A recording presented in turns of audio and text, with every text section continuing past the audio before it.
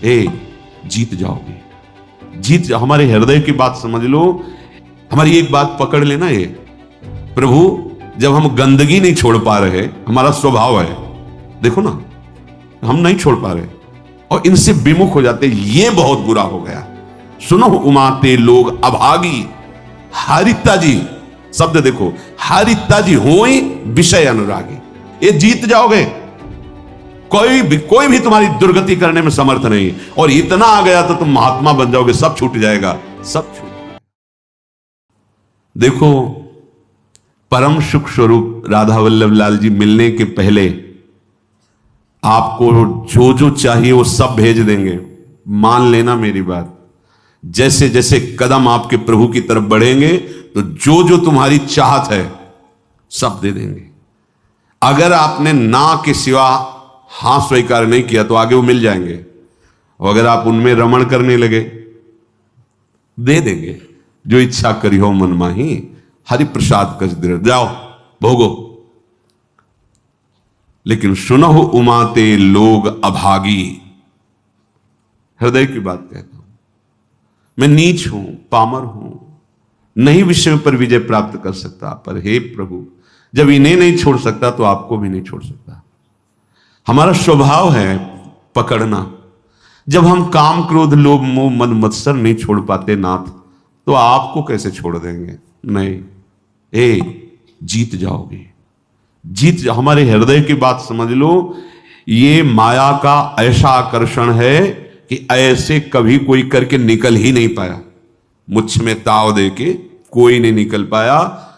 शिव बिरंचिका मोहई को है बपुरा आन, बपुरा माने बेचारा, बेचारा और कौन ऐसा है? इन बड़े बड़े महापुरुषों की भी आंखों में, ज्ञान दृष्टि संपन्न नेत्रों में भी भ्रम पैदा कर दे, उसका नाम माया।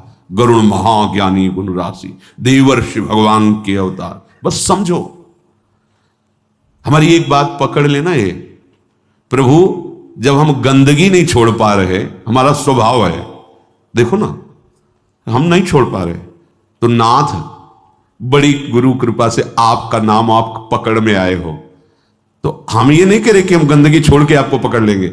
हम गंदगी नहीं छोड़ पा रहे तो आपको भी नहीं छोड़ पाएंगे। जीत जाओगे, हमारी बात मान लेना, प्रार्थना मान लेना, इस बात की अकाट्य समझ लेना।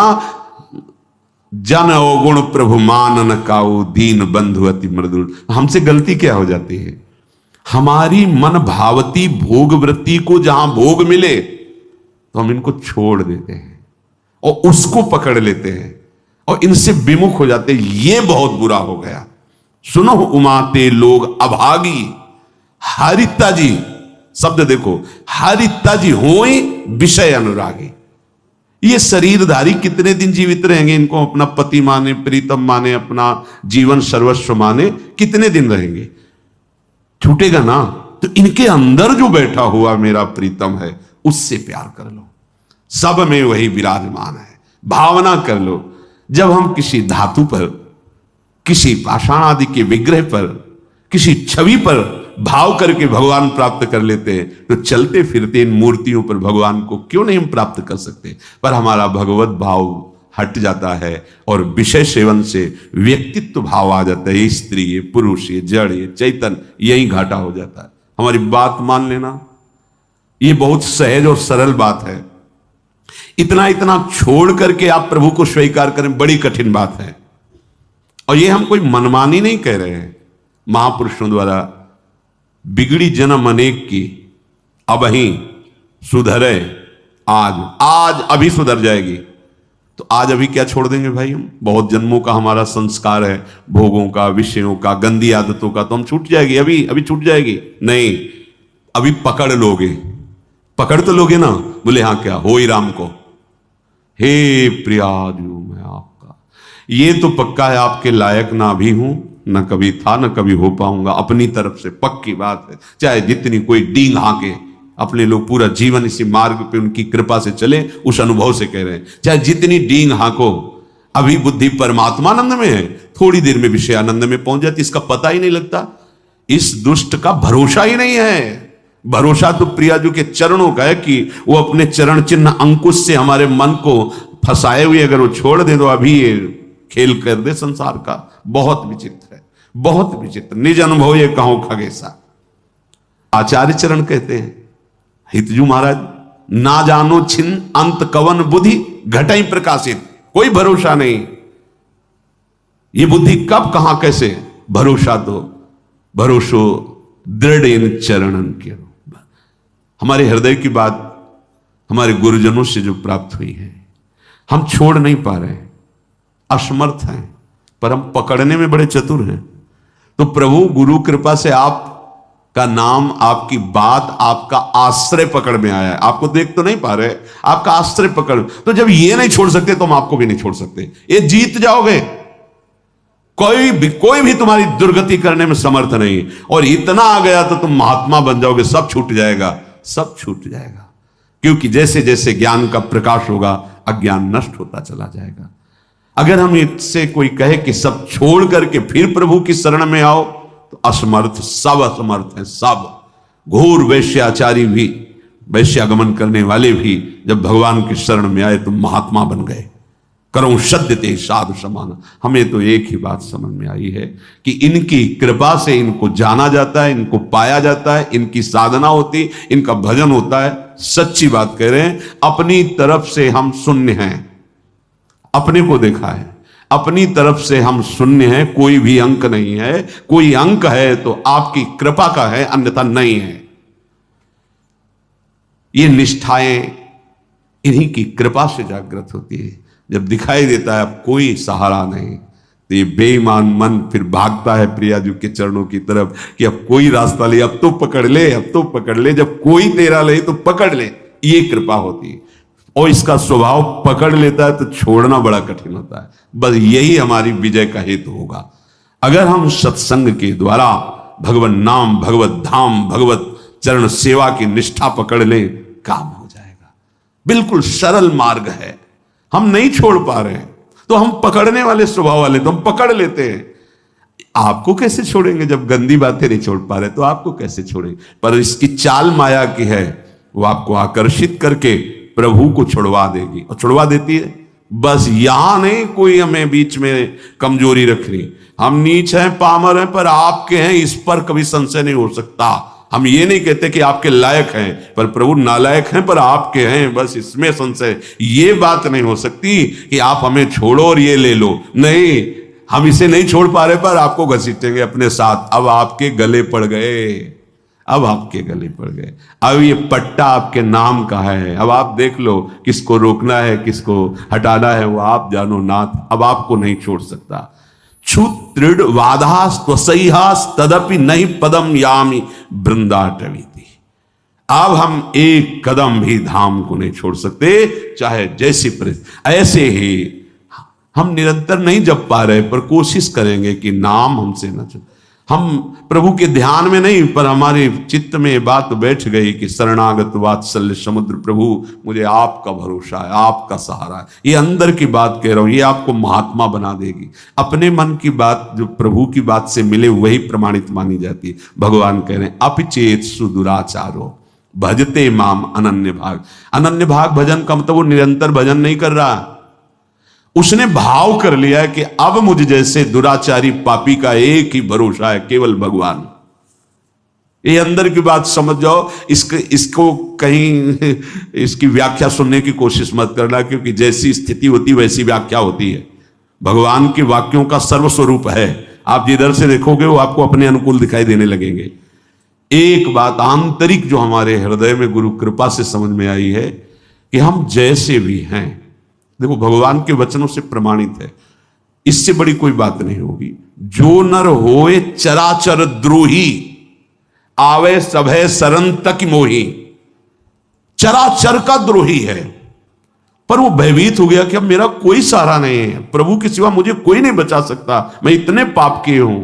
भगवान कह रहे हैं, उसके लिए कह रहे हैं जो शब्द है, तज छल कपट मोह मद माना, करो सद्य ते साधु समाना। इसका अर्थ ऐसे लिया जा सकता है कि वो छल कपट मोह मद मान का त्याग कर हमारी शरण में आवे तो हम उसे साधु बना देंगे, शब्दावली से। लेकिन भाव में ऐसा नहीं है। फिर महाराज साधु क्या बनाएंगे, तो साधु हो गया। जो छल कपट मद मान इन सब का त्याग करके आपकी शरण में आया है, तो आप साधु क्या बनाएंगे? तो साधु है ही, इसी को तो साधु कहते हैं। तो यहां भाव ये है कि तज, मैं त्याग कराऊंगा उसके छल कपट मद मान का त्याग कराकर करऊं सद्य। जो करऊं शब्द है वहां यहां से लागू होगा पूरी चौपाई में। तज छल कपट मोह मद माना, करऊं सद्य ते साधु समाना। उसको सब त्याग, क्योंकि उसे ही त्यागना है ना, तो मैं उसे सामर्थ्य देता हूं। वो छल कपट मोह मद मान का त्याग कर देता है और मैं उसे साधु स्वरूप।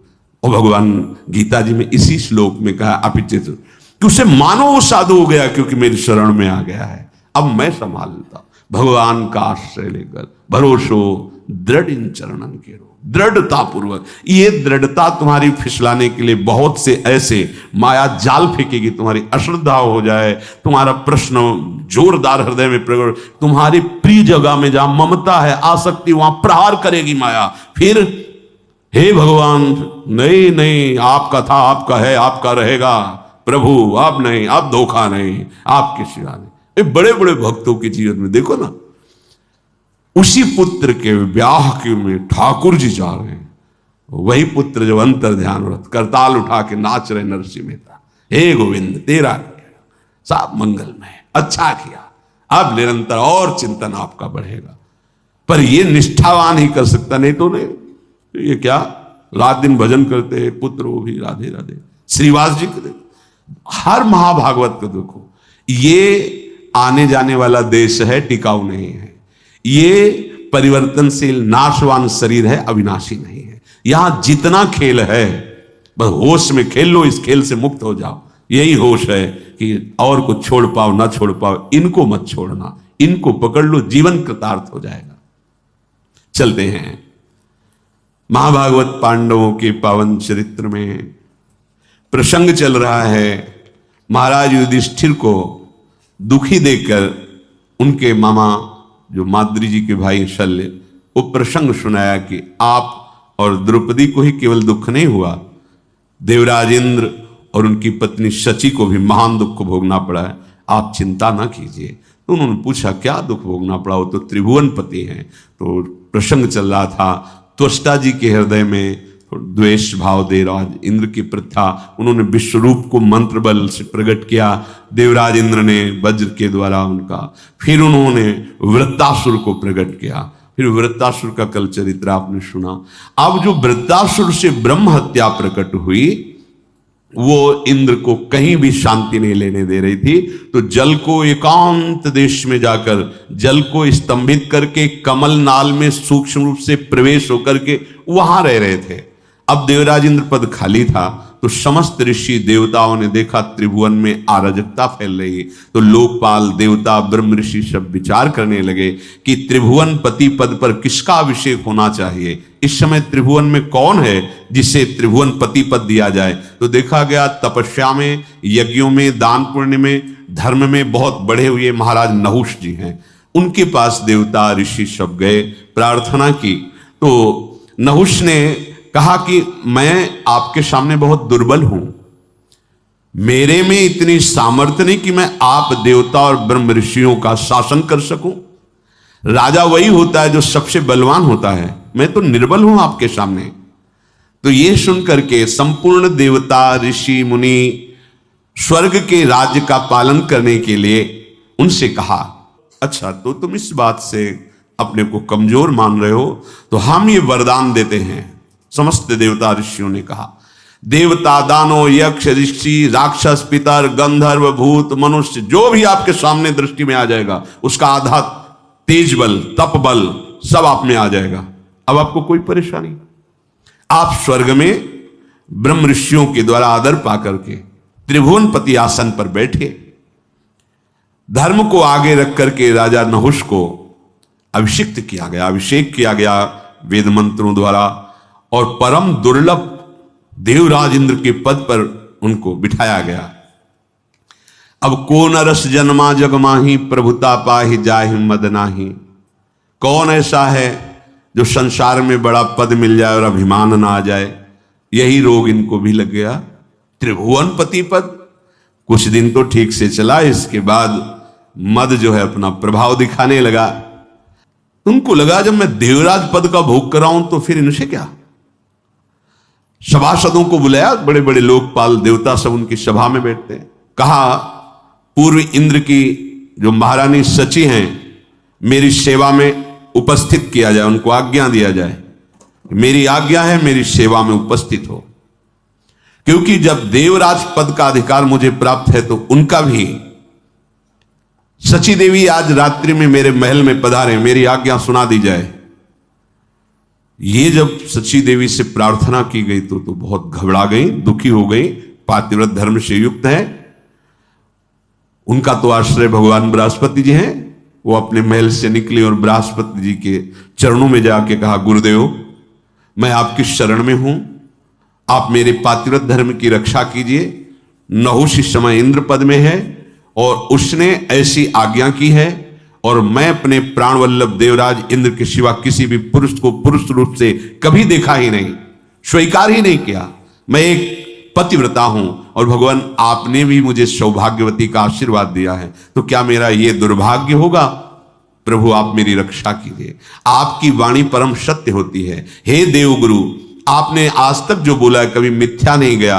आपका पूर्वोक्त वचन की सौभाग्यवती हो, वो मेरा सुरक्षित रहना चाहिए। बृहस्पति जी बहुत विचार मग्न हो गए कि इस समय उसके सामने जो जाएगा तो उसकी सारी सामर्थ्य से आधा बल उसे प्राप्त हो जाएगा। ठीक है, मैं विचार करता हूं, तुम नहुष से डरो मत, थोड़े दिनों में ही ये नष्ट हो जाएगा। जिसकी परिस्त्री गमन की वृत्ति है वो नष्ट हो जाएगा, उसे नष्ट करना नहीं पड़ता, वो अपने कर्म से ही नष्ट हो जाता है। सची देवी कि अब समय तो बहुत थोड़ा है, कभी फिर वो आदेश कर सकता है। वो रात्रि देवी की उपासना की। रात्रि देवी उपश्रुति नाम से प्रकट हुई। सची जी ने कहा, जा इंद्र पुनः छुप गए, मुझे ले चलो, मैं स्वयं उनसे बात करूंगी। उपश्रुति देवी, ये सब खाली नहीं कि दिन रात्रि, ये सब साक्षात हैं, ये भगवत स्वरूप है। इसीलिए किसी के पाप और पुण्य का हिसाब वहां करने के लिए वकील की जरूरत नहीं होती। जिस समय तो समय उपस्थित है, रात है या दिन वो उपस्थित है, जिस दिशा में वो उपस्थित है। तुम्हारा मन स्वयं आत्मस्वरूप से प्रभु, सब वहां किसी की सलाह की जरूरत नहीं, जो कर्म उसका उसी क्षण हिसाब। उपश्रुति देवी ध्यान में देखा कि इंद्र कहां हैं, देखो जल को स्तंभित करते हुए कमल नाल के अंदर छुपे बैठे हैं। उपश्रुति देवी को वहां उपस्थित देखकर इंद्र प्रसन्न हुए। अब आप आ गई तो कोई न कोई उपाय तो बताएंगे ही। उन्होंने कहा, इंद्रदेव तुम्हारा कल्याण हो, इंद्राणी का दुख देख करके मैं आई हुई हूं। तुम सब पर्वत वन पृथ्वी स्वर्गलोक सबका त्याग कर यहां जल में हो, और यहां इंद्राणी की क्या दशा हो रही तुम्हें पता है, बड़ा दुख भोग रही। तुम कमलनाल में सुरक्षित हो, पर आपको इंद्राणी को सुरक्षित करना चाहिए। देवराज इंद्र ने कहा कि इस समय मैं असमर्थ हूं। नहुष बहुत बड़ा बलवान है और कुचेष्टा पर उतारू है। तीनों लोगों में कोई ऐसा नहीं कि उसे सुधार सके। मैं इसमें क्या कर सकता हूं? वो पापपूर्ण विचार रख रहा है। उनका अपने आप को आप प्रकाश में लाइए, अपने तेज से आप देवताओं का जो शासन पद उसे स्वीकार कीजिए। इंद्र ने कहा, देवी इस समय पराक्रम मेरे में नहीं है, नहुष में है। देखो कितना बड़ा पद मिला, कितनी बड़ी कृपा मिली, चूक कैसे हो जाती है। इसीलिए जब तक भगवत आराधना में नहीं चित्त डूबता या भगवत आराधन संतों के शासन में नहीं रहता तो बड़े बड़े से चूक हो जाती है। इसीलिए चाहे शिव विरंची सम होई, गुरु बिनु भव निधि तरह न कोई। तुम्हें गुप्त रूप से एक कार्य करना, मैं उपाय बता देता हूं। अब इंद्र जी उपाय बता रहे कि तुम नहुष के पास जाना, निर्भय रहना, और उससे कहना जगतपति हो तुम, तुम्हारा पूरा अधिकार है जगत पर। मैं देख रही हूं कि इंद्र समर्थ है, तो अब तुम ही इंद्र हो, तुम्हारा पूरा अधिकार। पर मैं ऐसा चाहती हूं कि आज तक जो कोई ऐसे वाहन पर न बैठा हो, ऐसे वाहन से तुम हमसे मिलने आओ।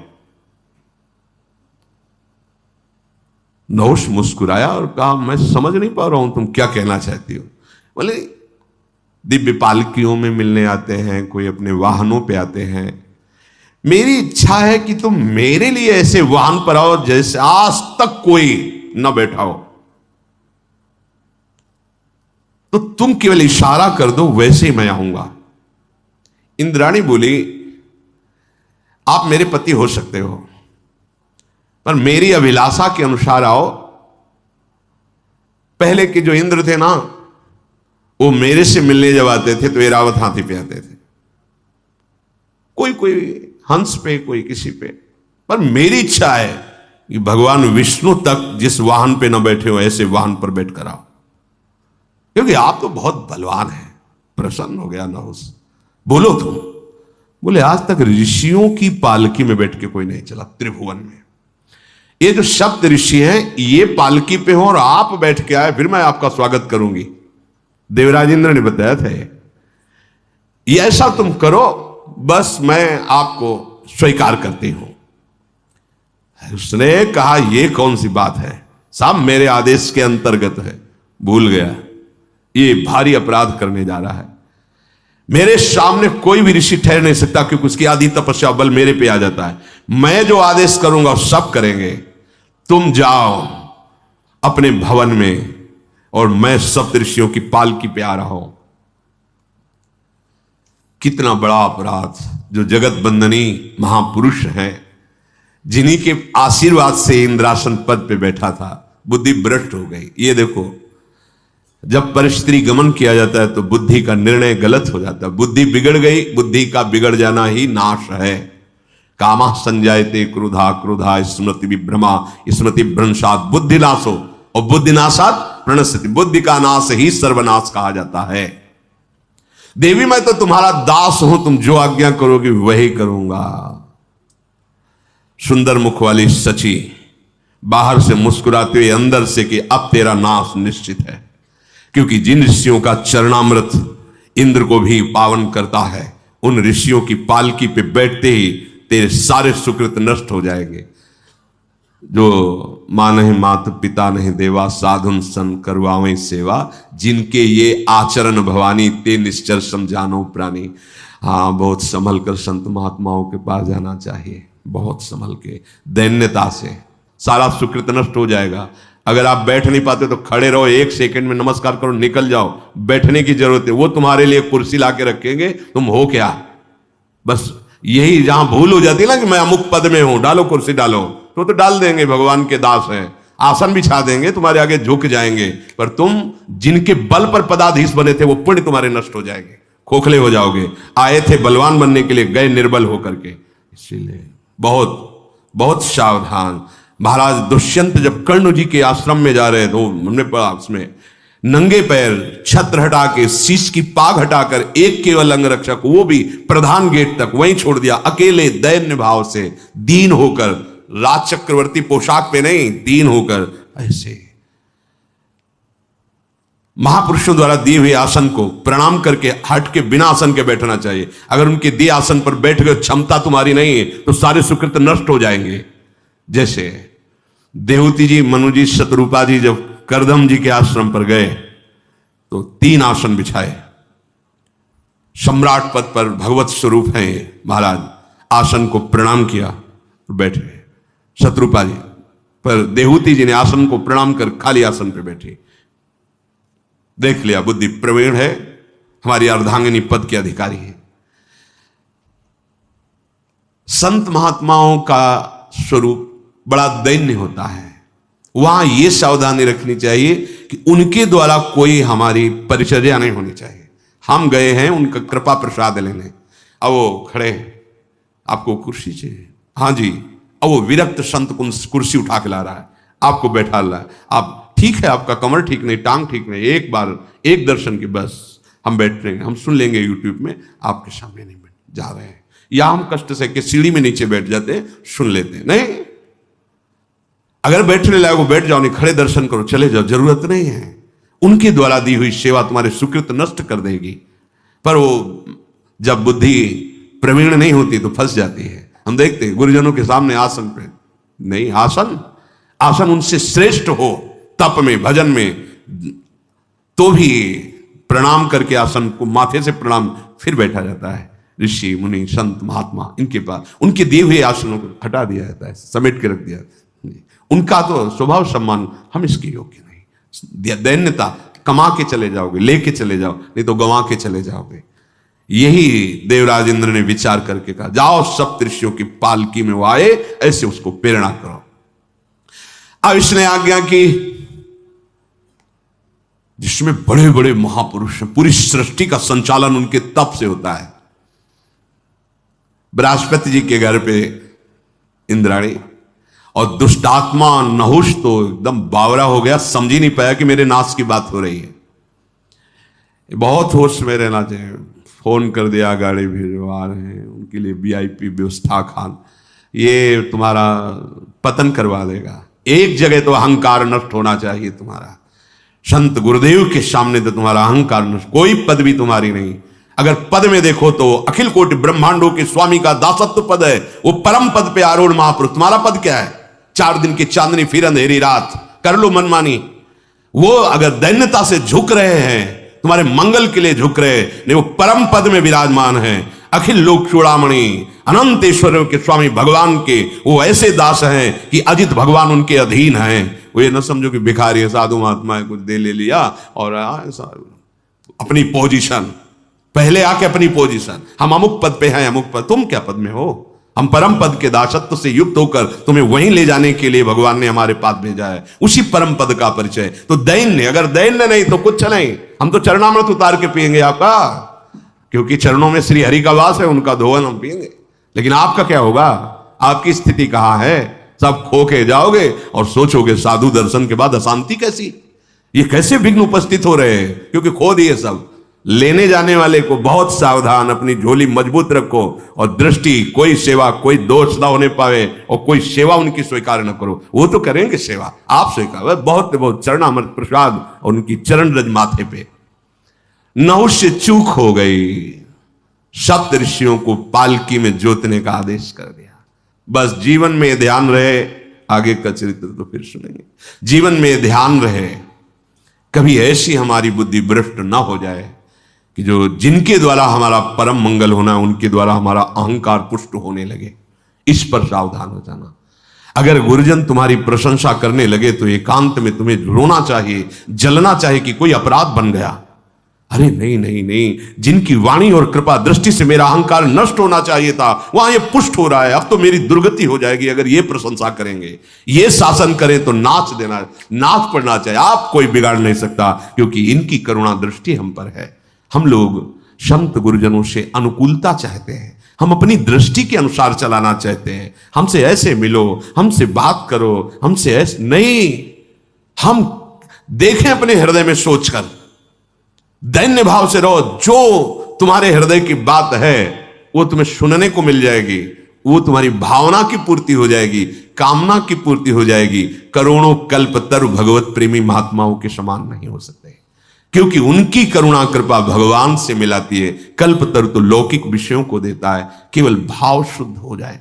बड़ी चूक हो गई, इतनी बड़ी पदवी, इतना बड़ा तप यज्ञ करने वाला महापुरुष नहुष चूक हो गई। ऋषियों को पालकी में जोत दिया, निंदनीय कर्म, महानिंदनीय कर्म। अब आगे जो दशा होगी उसको आगे श्री राधा वल्लभ लाल।